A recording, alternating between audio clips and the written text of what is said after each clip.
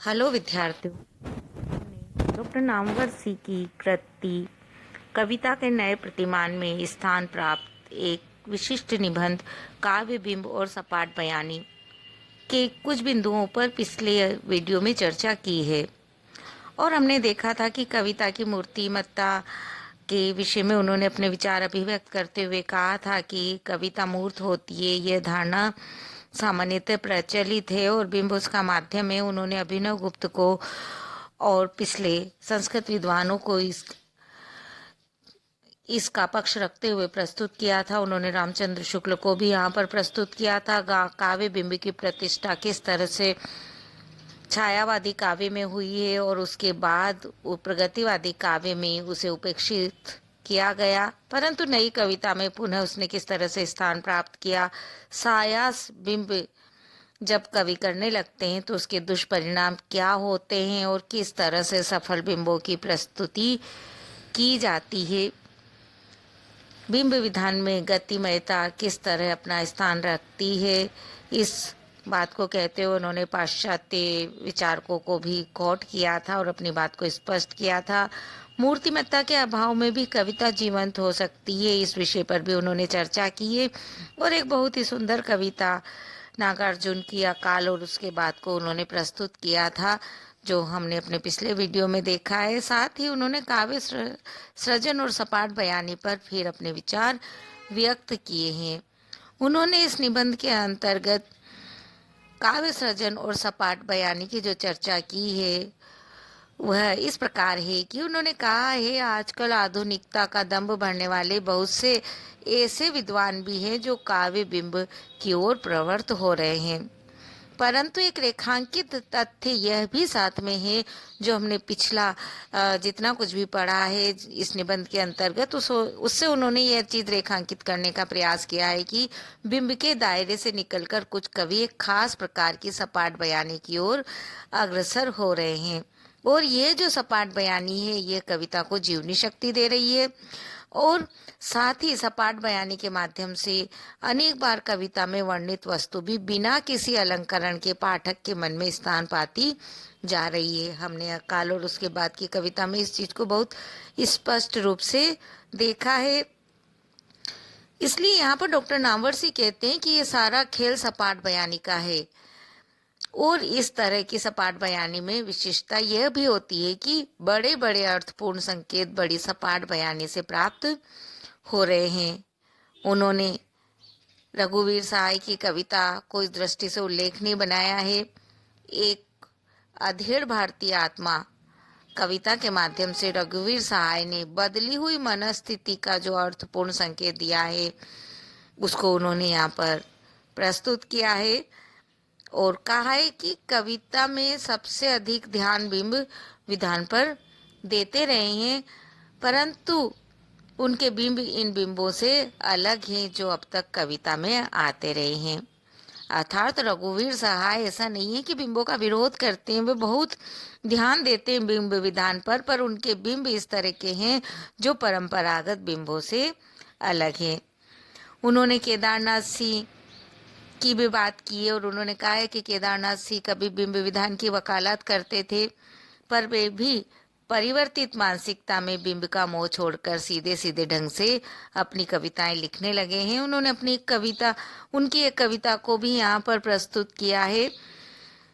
तुमने जहाँ लिखा है प्यार वहाँ लिख दो सड़क, फर्क नहीं पड़ता। मेरे युग का मुहावरा है, फर्क नहीं पड़ता। और भाषा जो मैं बोलना चाहता हूँ मेरी जिह्वा पर नहीं बल्कि दांतों के बीच की जगहों में सटी हुई है। इस प्रकार से उदाहरण प्रस्तुत करते हुए यहाँ डॉक्टर नामवर सिंह कहना चाहते हैं कि वास्तव में यह जो सपाट बयानी है जो पाठक को प्रभावित भी करती है और कविता को बिना बिंब मोह के एक दूसरी ही मनोदशा में भी ले जाती है। ऐसी कविताओं को लक्ष्य करके उन्होंने नामवर सिंह ने 1963 में सितंबर के ज्ञानोदय अंक में जो लिखा था वह भी उन्होंने यहाँ कोट किया है। आज की कविता अपनी प्रकृति में अब तक की बिंब प्रधान कविता से सर्वथा भिन्न है। अथवा उसका झुकाव बिंब से भिन्न है। कवियों का संभवतः कुछ ऐसा विश्वास हो चला है कि बिंब विधान सीधे सत्य कथन के लिए बाधक है। इधर की अधिकांश बिंबवादी कविताओं को देखते हुए यह आशंका एकदम असंगत नहीं लगती। ये बात उन्होंने तब कही थी। इसीलिए वो यहाँ पर जो बात प्रस्तुत करना चाहते हैं वह यह है कि बिंब प्रधान काव्य से मुक्ति की बात वे करते हैं। उन्होंने कहा है कि साठोत्तरी परिवेश में बिंब विधान के मोह को छोड़कर, या फिर कहें कि उससे मुक्ति पाकर लोग वस्तु के विधान की ओर, और वह भी सीधे सरल ढंग से सपाट बयानी के माध्यम से प्रवृत्त हो रहे हैं। यह स्थिति इसलिए श्रेष्ठ कही जा सकती है कि इसमें सामाजिक जीवन के यथार्थ दृश्य उभर कर सामने आने लगे हैं।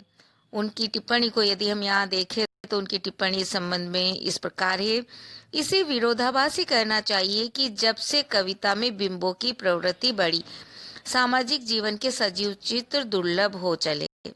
सुंदर बिंबों के चयन की ओर कवियों की ऐसी वृत्ति हुई कि वस्तु प्रस्तुत गौण हो गया और अप्रस्तुत प्रधान।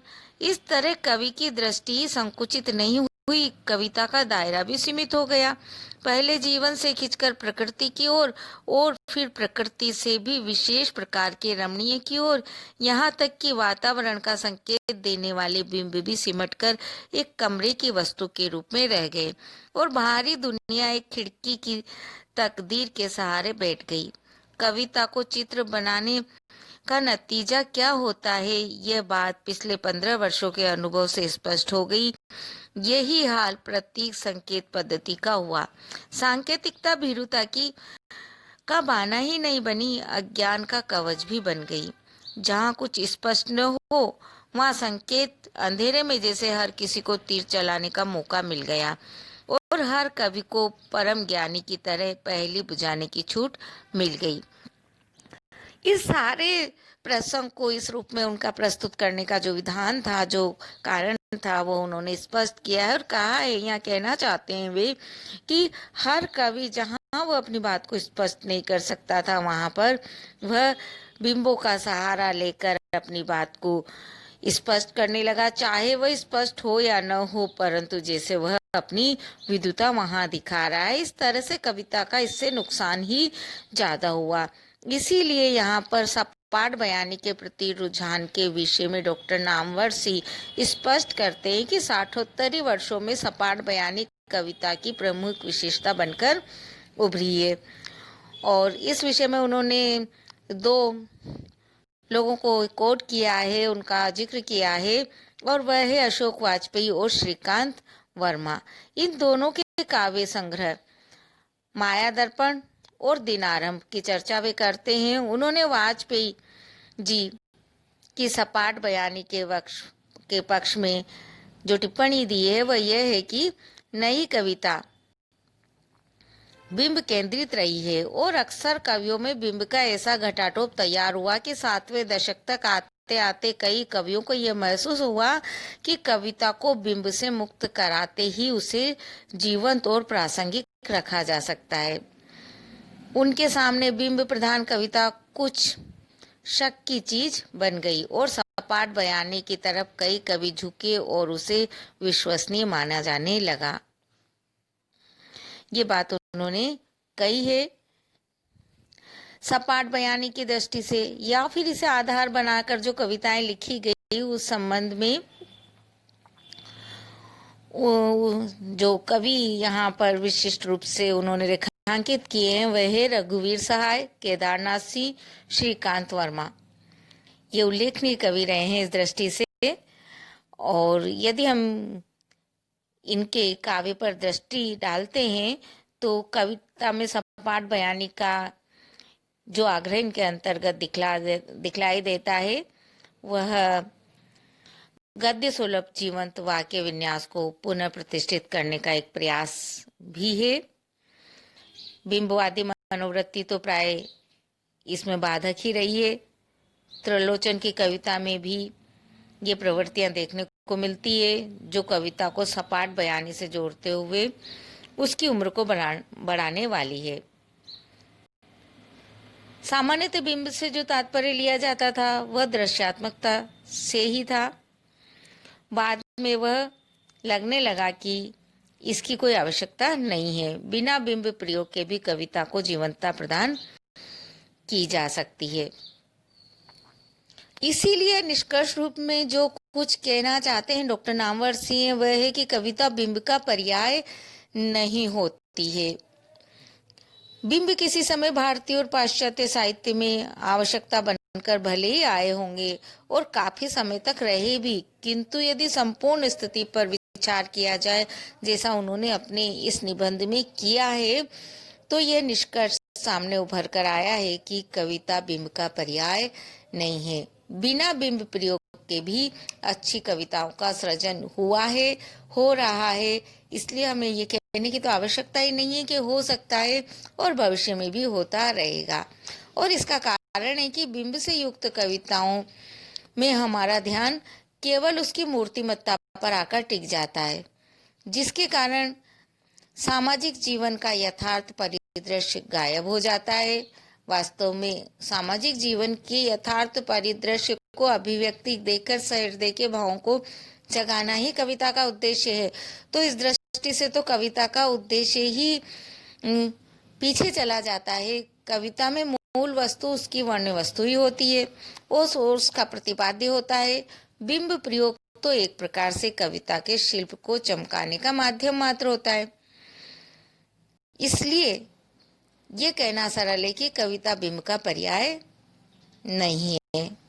इस संबंध में उन्होंने जो टिप्पणी दी है हम उस टिप्पणी को यहाँ देखेंगे और उन्होंने उस टिप्पणी के माध्यम से कविता में बिंब का प्रयोग करने से क्या क्या नुकसान होते हैं इन बातों को पूर्ण रूप से वाणी दी है। हम यहाँ उनकी बात को देखते हैं और उसी से समझते हैं उस चीज को। कविता बिंब का पर्याय नहीं है। सामान्यतः जिसे बिंब कहा जाता है उसके बिना भी कविताएं लिखी गई हैं और वे बिंब धर्मी कविताओं से किसी भी तरह कम अच्छी नहीं कही जा सकती। कविता में बिंब रचना सदैव वास्तविकता को मूर्त ही नहीं करती, कभी कभी वह वास्तविकता का आमूर्तन भी करती है।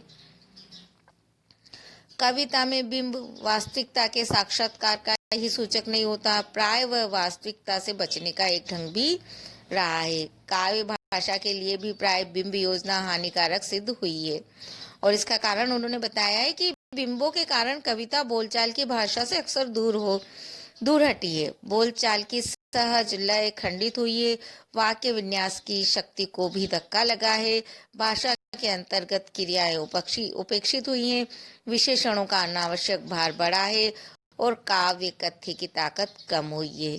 इन कमजोरियों को दूर करने के लिए ही कविता में तथा कथित सपाट बयानी अपनाई जा रही है, जिससे फिलहाल काफी संभावनाएं दिखाई पड़ती है। इस तरह इस संपूर्ण निबंध में उन्होंने भारतीय काव्य शास्त्र से उठाकर पाश्चात्य काव्य शास्त्र को भी अपने साथ लेकर पाश्चात्य कवियों को, भारतीय कवियों को, नई कविता के कवियों को सबको समाहित करते हुए अपनी बात को स्पष्ट किया है और कहा है कि काव्य में बिंब विधान अनावश्यक रूप से किया जाए ये गलत है। जहाँ जरूरी हो वहाँ ही उसका विधान होना चाहिए, अन्यथा सपाट बयानी से भी बहुत अच्छी तरह से अपनी बात कही जा सकती है और कवि इस बात को सिद्ध कर रहे हैं। आप वीडियो को शेयर करें, लाइक करें, सब्सक्राइब करें और बेल आइकन भी अवश्य बजा दें ताकि